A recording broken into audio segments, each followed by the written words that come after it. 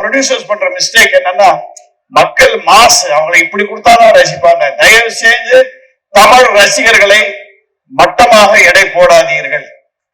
இந்த படத்தை நாங்கள் எடுத்ததுக்கு முதல் காரணம் தமிழ் ரசிகர்களின் ரசனை மேல் எங்களுக்கு இருக்கிற நம்பிக்கையில் தான் இந்த படத்தை நாங்கள் எடுத்திருக்கிறோம். சங்கராபரணத்தை ஒத்துக்கொண்டவர்கள், செந்து பைரவியை ஒத்துக்கொண்டவர்கள், ஏன் Kamal's greatest performance in life சலங்கை ஒலி, அதை ஒத்துக்கொண்ட மக்கள் கண்டிப்பாக ஷாருகேசியும் ஒத்துக்கொள்வார்கள்.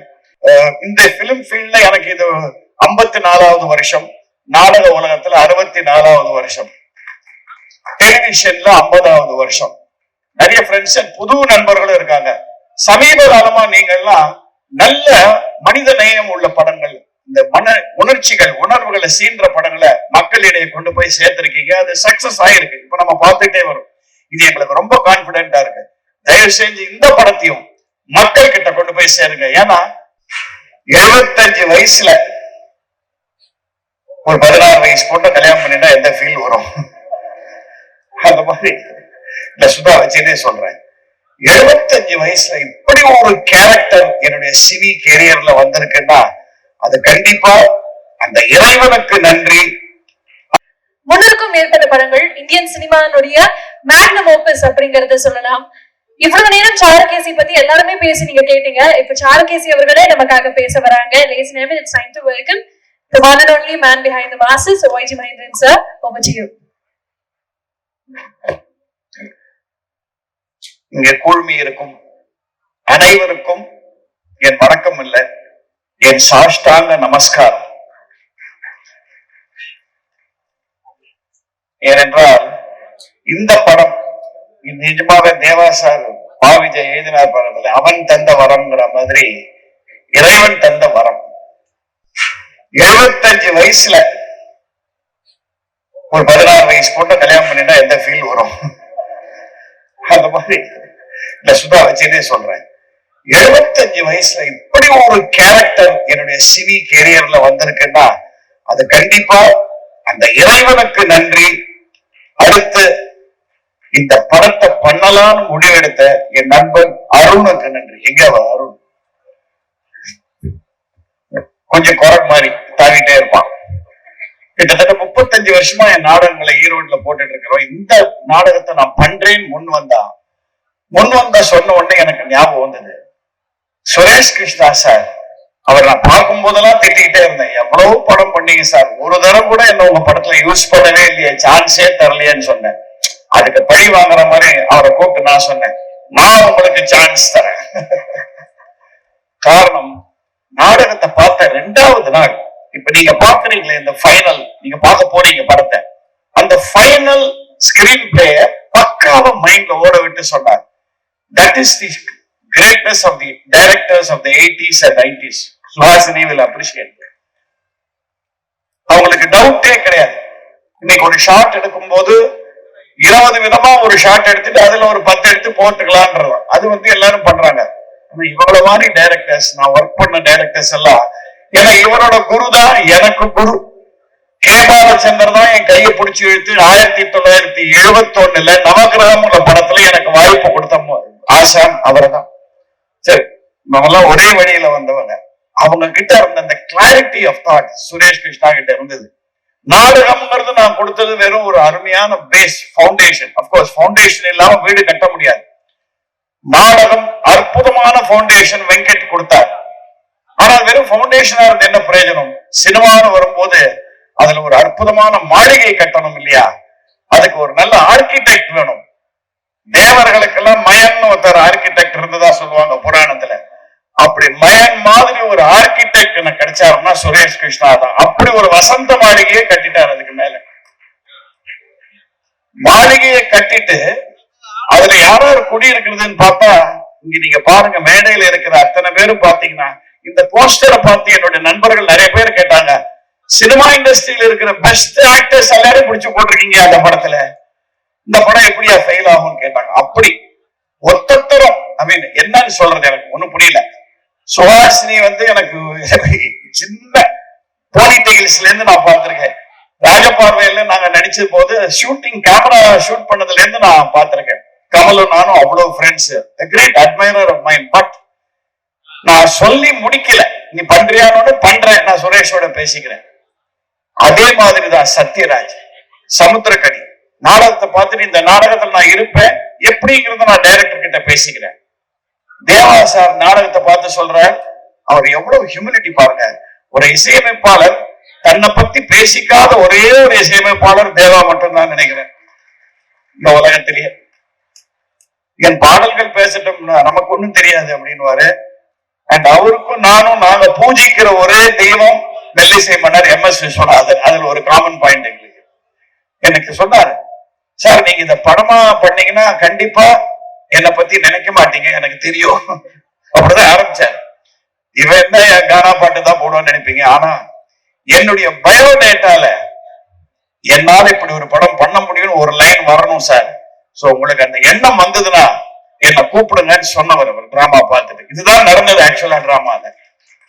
சுரேஷ் கிருஷ்ணா ஜாயின் ஆன உடனே அட போய இதை விட காம்போ எங்க கிடைக்க போறது, நல்ல பரோட்டா, நல்ல நான் அண்ட் பட்டர் மசாலா கிடைச்சிருக்கு. இது யார் சொல்ல போறான்னு Suresh Krishna and Deva combination. It is going to win, இதுல பத்தி டவுட்டே கிடையாது. தலைவாசல் விஜய் ஒரு எளிமையான நடிகர். அந்த எளிமைய இந்த பர்ஃபார்மன்ஸ் ரொம்ப பியூட்டிஃபுல்லா கொடுத்திருக்காரு. செஞ்சோட், அதாவது எப்படி சொல்றதுன்னா, எங்கிருந்தோ வந்தான் இடைச்சாதி நான் என்றான்னு சொல்லுவாங்க இல்லையா, அந்த மாதிரி ஒரு லாயல் சர்வெண்டோட கேரக்டரை நீங்க படம் ஒரு 10 நிமிஷம் பார்த்த அப்புறம் தலைவாசல் விஜய் மறந்துடும், அந்த கேரக்டர் தான் ஞாபகப்படும். சுஹாசினி, நான் வர வர வீட்டுக்கு போய் என் பொண்டாட்டி சுதாங்கிறத பேரை மறந்து அப்பப்போ பாக்கியம்னு கூப்பிட ஆரம்பிச்சிட்டாங்க. அந்த மாதிரி ரோல்ல இறங்கி என்ன சட்டில் பர்ஃபார்மன்ஸ். அவங்க கேட்டாங்க, உங்களுக்கு ஏன் நேஷனல் அவார்டு கொடுத்தாங்கன்றதுக்கு நான் நினைக்கிறேன் அந்த ஒரு ஷாட்டு கொடுத்தாங்க. அந்த கடைசியில அந்த பாட்டு வரும்போது அப்ரிஷியேட் பண்ணுவாங்க பாருங்க, ஒரு இடத்துல ஒரு பீஸ் ஒண்ணு வரும், அந்த ஷாட்டுக்கு தான். அந்த மாதிரி பல பீசஸ் இதுல பண்ணிருக்காங்க. இன்ஃபேக்ட் இப்பெல்லாம் நேஷனல் அவார்டு கொடுக்கச்சே அந்த ஜூரியில முதல்ல என்ன கேக்குறாங்கன்னா, சுஹாசினிக்கு கொடுத்தாச்சு இல்லையா, அப்ப சரி வேற யாருக்குன்னா போலாம். சோ அந்த அளவுக்கு ஒரு பர்ஃபார்மன்ஸ் இதுல பண்ணிருக்காங்க. JP, a good friend, நான் அவரை கிண்டல் பண்ணுவேன். குணச்சித்திர குன்று அப்படின்னு கிண்டல் பண்ணுவேன். ஒரே சீன் வந்தாலும் அடிச்சு we had such a lovely time in யுத்தம் செய். அந்த படம் தான் என்னை திருப்பி சினிமா உலகத்துக்கு அறிமுகப்படுத்தி வச்சது. அண்ட் ஆஃப்கோர்ஸ் வெங்கட் பிரபுவோட மாநாடுக்கு அப்புறம் நான் ரொம்ப பிஸியா இருக்கேன். ஒரு சந்தோஷமான விஷயம் என்னன்னா, ஒரு ஹிந்தி படம் 2 தெலுங்கு படம் நடிச்சிட்டு இருக்கேன். இப்போ ஹிந்தி படம் மாதவனோட, தெலுங்கு படம் 2, ஒன்னு பிரபாஸோட, இன்னும் பாலகிருஷ்ணா சாரோட. இதை விட என்ன வேணும் இந்த டைம்ல? சோ இதெல்லாம் ஆண்டவன் கொடுத்த வரம். இந்த சமயத்துல இந்த சாருகேசி வந்திருக்குன்னா எனக்கு ரொம்ப பெரிய பெருமையா இருக்கு. காரணம், எங்க UAE நாடக குழுக்கு ஒரு ஹிஸ்டரி இருக்கு. நாங்க நாடகத்தில இருந்து சினிமாவுக்கு கொண்டு போன எந்த படமும் தோல்வி அடைஞ்சது இல்லை, இல்ல கிரிட்டிக்கல் கிளைம் இல்லாம இருந்ததே இல்லை. ஒரு எக்ஸாம்பிள் சொன்னா, பெண்படுத்தும் பாடுன்னு நாங்க போட்ட நாடகம் தான் அறிவாளிங்கிற படமா வந்தது. அறிவாளி காமெடியை பத்தி இன்னைக்கும் பேசிட்டு இருக்காங்க எல்லாரும். அதுக்கு அடுத்தது நான் முதலில் மேடையில் ஏறியது. நான் முதலில் மேடையில் ஏறிய வருஷம் 1961. இது என்னுடைய மேடை நாடகத்தின் 64வது வருடம்.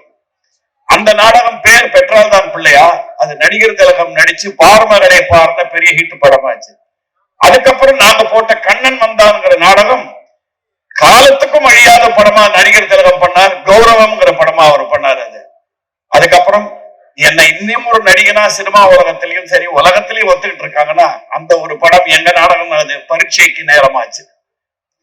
சோ அதுக்கப்புறம் எனக்கு பெரிய பரீட்சை இந்த சாருகேசி தான். இந்த சாருகேசி எனக்கு பிளாக்ங்கிற படம் பார்த்து அமிதாப் பச்சன் நடிப்புல அப்படியே மயங்கி போய் இந்த மாதிரி ஒரு ரோல் கிடைக்காதான்னு போது அருமையா நாடகத்துல கிடைச்சது. வெங்கட் எங்களுக்கு ஒரு பியூட்டிஃபுல் ஸ்கிரிப்ட் கொடுத்தாரு. நான் அப்படியே அந்த ரோலா இறங்கி கூடவே சாரோட இருந்து அவரோட இன்ஸ்பிரேஷன்ல we did it. Every one of those actors have been brilliant. Ramya பாண்டியன்லாம் சும்மா சொல்றேன், ஏதோ கைடன்ஸ் கேட்டால. ஏன்னா முதல்ல இவர் எனக்கு ரம்யா பாண்டியன் யாருன்னு தெரியாது. சுரேஷ் கிருஷ்ணா என்ன கேட்டேன், என்ன சார் ரம்யா பாண்டியன் தெரியாதா, கோமாளி அப்படின்னாரு. என்ன ஒரு கோமாளியை கூப்பிட்டு ரோல் ஆக்ட் கொடுக்க சொல்றீங்களே என்ன? இல்லைங்க, குக் கோமாளியில ஃபேமஸ் அப்படின்னு பார்க்கலாமா என்ன? எனக்கு என்ன தெரியல, நாடகத்துல பண்ண அந்த ஆர்டிஸ்ட் எல்லாம் விட இவ ஃபேஸ்ல இந்த கௌதமிங்கிற கேரக்டர்ல இருந்த, தப்பா எடுத்துக்காத, ஒரு ஆரகன்ஸ் இருந்தது. அது அப்படியே செட் ஆச்சு. அந்த பையன் ஐயப்பராஜ், நானும் சுஹாசினி செட்ல இவன் எப்படி பண்ணுவான் தெரியலையே, ஃபைனல் ரிசல்ட் எப்படி வரணும் தெரியலையேன்னு பார்த்தா அங்கதான் சுரேஷ் கிருஷ்ணாவோட மேஜிக். சத்தமே போடாம அந்த பையன் கிட்ட வேலை வாங்கியிருக்காரு. It's going to be one of his finest movies. இந்த படத்துல இன்னொரு நல்ல விஷயம் என்னன்னா, அந்த காலத்து சுதந்திர போராட்டத்துல சொல்லுவாங்க இல்லையா, கத்தியின்றி ரத்தமின்றி யுத்தம் ஒன்று வருதுன்னு சொல்லுவாங்க காந்தியோட போராட்டத்தை. சத்தியமா ரொம்ப நாள் கழிச்சு தமிழ் படத்துல கத்தியின்றி ரத்தமின்றி சத்தமின்றி ஒரு படம் என்றால் சாருகேசியாக தான் இருக்கும். மென்மைகள் இந்த படம் கண்டிப்பாக சொல்றேன். அவர் எடுத்திருக்கிற விதம், அவரோட screen play, direction and this wonderful man Sanjay, எங்க அவருடைய camera work and Pa Vijay hats off to him. ஏன் சொல்றேன்னா, நாடகத்தை பார்த்து அதுல இருந்து இன்ஸ்பயர் ஆகுறது வேற. இந்த நாடகம் என்னன்னே தெரியாது. என்னுடைய மத்த நாடகம் எல்லாம் பார்த்திருக்காரு, ஆனா கொடுத்திருக்காரு பாருங்க லிரிக்ஸ் அண்ட் டயலாக்ஸ். நானே அசந்து போயிட்டேன். ஏன்னா நாடகத்தை 150 தானே போட்டவன் நானு. இதெல்லாம் எப்படியா எனக்கு நாடகத்துல தோணாம போச்சு, இப்படி எழுதியிருக்காருன்ற அளவுக்கு பண்ணி கொடுத்தாரு.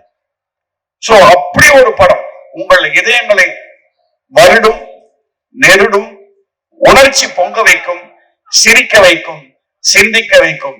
படம் முடிந்து வெளியில வரும்போது கண்கள் குளமாகும், ஆனால் மனதில் ஒரு நிம்மதி கிடைக்கும். வாழ்க்கையின் அர்த்தம் என்று புரிய வைக்கும் அளவுக்கு இந்த படம் அமைந்திருக்கிறது. முதல்ல அவர் சொன்ன மாதிரி, நான் ஒரு கெமிக்கல் இன்ஜினியர். கெமிக்கல் இன்ஜினியர்ல 2 கெமிக்கல் சேர்ந்தா ஒரு 3வது காம்பவுண்ட் ஒன்று வரும்னு சொல்லுவாங்க. ஆனா அந்த 3வது வரத்துக்கு இன்னொரு கெமிக்கல் ஒண்ணு தேவை, கேட்டலிஸ்ட் சொல்லுவாங்க அதுக்கு பேர். அது இருந்தாதான் அந்த ரியாக்ஷன் சரியா வரும். அப்படி இந்த பல ஜேர்னி முழுக்க எங்களுக்கு கேட்டலிஸ்டா இருந்தது சூப்பர் ஸ்டார் ரஜினிகாந்த் அவர்கள் தான். நான் மறந்தா கூட அப்பப்போ ஆரம்பிச்சிட்டீங்களா, ஷூட்டிங் ஆரம்பிச்சிட்டீங்களா சார், நினைக்கவே இல்லை சார் அதை பத்தி. இல்ல சீக்கிரம் பண்ணுங்க, நல்ல படம், நல்ல படம். நீ என் நாடகம் எல்லாம் பார்த்திருக்காரு, இந்த ஒரு நாடகத்தை மட்டும் ஒரு 3-4 தரம் பார்த்தவர். அவர் ஒரு சைலண்ட் மென்டாரா எங்களுக்கு இருந்திருக்காரு. அவருக்கு நன்றி. அருண் கூட ஒத்துழைச்சவங்க வித்யா, ரமேஷ், குமாரபாண்டியன் இல்லையா, அண்ட் இன்னைக்கு இவ்வளவு பிரமாதமா அந்த நிகழ்ச்சியை பண்ற இன்னொரு கோ ப்ரொடியூசர் வந்திருக்கிற Jayachandran, my close friend of 30-40 years, அவருக்கும் என்னுடைய நன்றி. இந்த மாதிரி கலா மாஸ்டர் எல்லாரும் இந்த பர்ஃபார்மன்ஸ பார்த்து பிரமாதமா இருக்குன்னு சொன்னாங்க. இந்த மாதிரி இன்னும் படம் பார்க்கல, 4 தரம் கூப்பிட்டா வரல அவங்க, அது வேற விஷயம். ஆனா என்ன பாருங்க, சுரேஷ் கிருஷ்ணா கிட்ட ஃபுல் ஸ்கிரீன் பிளே கதை டயலாக்ஸோட கேட்டுட்டு எனக்கு போன் பண்ணி சொல்றாங்க, சார் இதை நீங்க எப்படி பண்ணுவீங்கன்னு இமேஜின் பண்ணி பார்த்து நான் அழ ஆரம்பிச்சிட்டேன் சார் அப்படின்னாங்க. சோ அதாவது இதெல்லாம் ஒரு நல்ல விஷயங்கள். தேவா சார் அடிக்கடி ஒரு ஜோக் ஒண்ணு சொல்லுவாரு, ஒரு நல்லது நடந்துடா, என்ன மகேந்திர சார் பாட்டெல்லாம் பிரமாதமா வந்துரும்னு பயமா இருக்கேன் அப்படின்னு. அத மாதிரி இந்த படம் நல்லா வந்துருமோன்னு பயமா இருக்கு எங்களுக்கு. But Suresh Krishna always says, எல்லாத்தையும் அவனிடம் விட்டு விடு. கடவுள்கள் gods will conspire together அப்படின்னா, கடவுள்கள் எல்லாம் சேர்ந்து சதி செய்து நமக்கு நல்லதை கொடுப்பாங்க அப்படிங்கிற மாதிரி இப்படி ஒரு நல்லது. இந்த இடத்துல என்னுடைய வேண்டுகோள் ஒண்ணே ஒண்ணு என்னன்னா, என்னுடைய பத்திரிகை ஊடகங்கள் நண்பர்கள், இதுல நிறைய என்னுடைய ஓல்ட் ஃப்ரெண்ட்ஸ் நிறைய பேர் இருக்காங்க. இந்த பிலிம் ஃபீல்ட்ல எனக்கு இது 54வது வருஷம், நாடக உலகத்துல 64வது வருஷம், டெலிவிஷன்ல 50வது வருஷம். நிறைய ஃப்ரெண்ட்ஸ், புது நண்பர்களும் இருக்காங்க. சமீப காலமா நீங்கள்லாம் நல்ல மனித நேயம் உள்ள படங்கள், இந்த உணர்ச்சிகள், உணர்வுகளை சீன்ற படங்களை மக்களிடையே கொண்டு போய் சேர்த்திருக்கீங்க. அது சக்சஸ் ஆயிருக்கு, இப்ப நம்ம பார்த்துட்டே வரும். இது எங்களுக்கு ரொம்ப கான்பிடென்டா இருக்கு. தயவு செஞ்சு இந்த படத்தையும் மக்கள் கிட்ட கொண்டு போய் சேருங்க. ஏன்னா பல ப்ரொடியூசர்ஸ் பண்ற மிஸ்டேக் என்னன்னா, மக்கள் மாஸ், அவங்களை இப்படி கொடுத்தாதான் ரசிப்பாங்க. தயவு செஞ்சு தமிழ் ரசிகர்களை மட்டமாக எடை போடாதீர்கள். இந்த படத்தை நாங்கள் எடுத்ததுக்கு முதல் காரணம் தமிழ் ரசிகர்களின் ரசனை மேல் எங்களுக்கு இருக்கிற நம்பிக்கையில் தான் இந்த படத்தை நாங்கள் எடுத்திருக்கிறோம். சங்கராபரணத்தை ஒத்துக்கொண்டவர்கள், செந்து பைரவியை ஒத்துக்கொண்டவர்கள், ஏன் Kamal's greatest performance in life சலங்கை ஒலி, அதை ஒத்துக்கொண்ட மக்கள் கண்டிப்பாக சாருகேசியும் ஒத்துக்கொள்வார்கள். இதில் ஒத்துழைத்த அத்தனை பேருக்கும், நான் யாராவது பேரை விட்டு இருந்தா தயவு செஞ்சு யார விட்டு, இவர் எப்படி சொல்லணும்னா சர்க்கஸ் பஃபூன்னு இவரை சொல்லுவேன். காரணம் என்னன்னா, நீங்க சிரிக்க கூடாது, சர்க்கஸ்ல எல்லா வித்தைகளும் தெரிஞ்ச ஒரே ஆள் பஃபூன் தான் சொல்லுவாங்க, அதுதான் ரியல். அந்த மாதிரி this man was an editor, assistant director, costumer. நமக்கு தாக்ஷினி வந்திருக்காங்க, thank you so much Daksh for doing lovely costume. எல்லாமே எங்ககிட்ட திட்டு வாங்கிக்கிறது வருதான். So wonderful worker. I wish we do more projects together. அத்தனை பேரும் சேர்ந்து ஒரு அற்புதமான சமையல் படைத்திருக்கிறோம். இந்த சமையலை கொண்டு போய் நீங்க அழகா மக்கள் கிட்ட கொடுங்க, போதும் மக்களுக்கு டேஸ்ட் அறிஞ்சு இதை ரசிப்பார்கள் என்ற நம்பிக்கை பரிபூர்ணமாக இருக்கிறது. இந்த படத்தின் ஆரம்பத்துல நான் 4 பேருக்கு சமர்ப்பணம்னு வச்சிருக்கேன் டைட்டில்ஸ்ல. அந்த 4 பேர் யாருங்கிறத சொல்லிடுறேன், ஏன்னா அது ரொம்ப முக்கியம். முதலில் என்னை பெற்ற தந்தை, காலம் சென்ற நாடக ஜாம்பவான் YGP அவர்களுக்கு இது சமர்ப்பணம் இந்த படம். அடுத்து நான் பெற்ற தந்தை, ஒரு கவிஞருக்கு அது வார்த்தை புரியும். என்னை பெற்ற தந்தை YGP, நான் பெற்ற தந்தை நடிகர் திலகம் சிவாஜி கணேசன் அவர்கள். நான் ஒரு நாளைக்கு 24 மணி நேரம் சுவாசிக்கிறேன், 24 மணி நேரம் அவரை பத்தி தான் பேசிக் கொண்டிருப்பேன். அவருக்கு இது சமர்ப்பணம். இந்த படத்தை பார்க்க அவர் இல்லையேங்கிறது எனக்கு ரொம்ப ஒரு நெஞ்சு வலியா இருக்கு. அடுத்து எனக்கும் இது இசை சம்பந்தப்பட்ட படம்ங்கிறதுனால இந்த சமர்ப்பணம் தேவாவும் ஒத்துப்பார். The greatest music director I have ever heard, மெல்லிசை மன்னர் MS விஸ்வநாதன் அவர்களுக்கு இது சமர்ப்பணம்.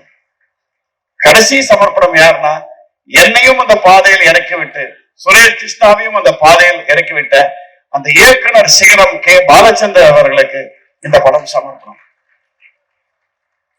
இன்னும் ஒருத்தர் நான் சமர்ப்பணம்னு சொல்ல, இத பார்க்க அவர் இல்லையே, என்னுடைய நெருங்கிய நண்பர் அப்படியே ரெப்ரிஷியேட் பண்ணிருப்பார் திரு SP பாலசுப்ரமணியம் அவர்களுக்கும் நான் இந்த இடத்துல நினைச்சுக்கிறேன். என் நாடகங்கள் எல்லாத்தையும் பார்த்தவர் இந்த நாடகத்தை மிஸ் பண்ணிட்டார், இல்ல நான் மிஸ் பண்ணிட்டோம் அவரை, பரவாயில்ல.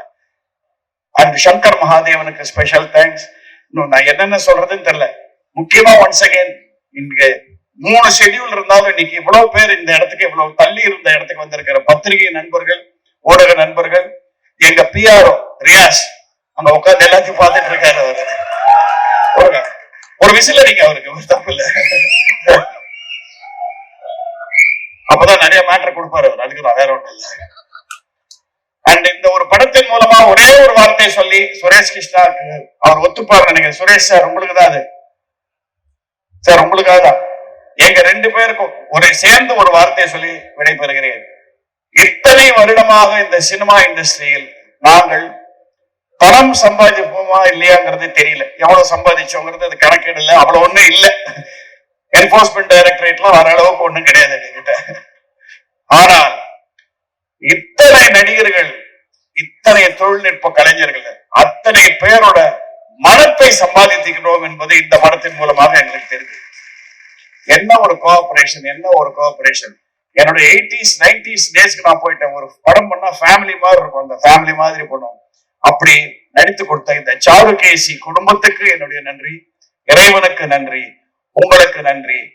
படம் வெற்றி ஆனவுடன் மீண்டும் ஒரு முறை இதே மாதிரி சந்திப்போம். நன்றி நன்றி நன்றி.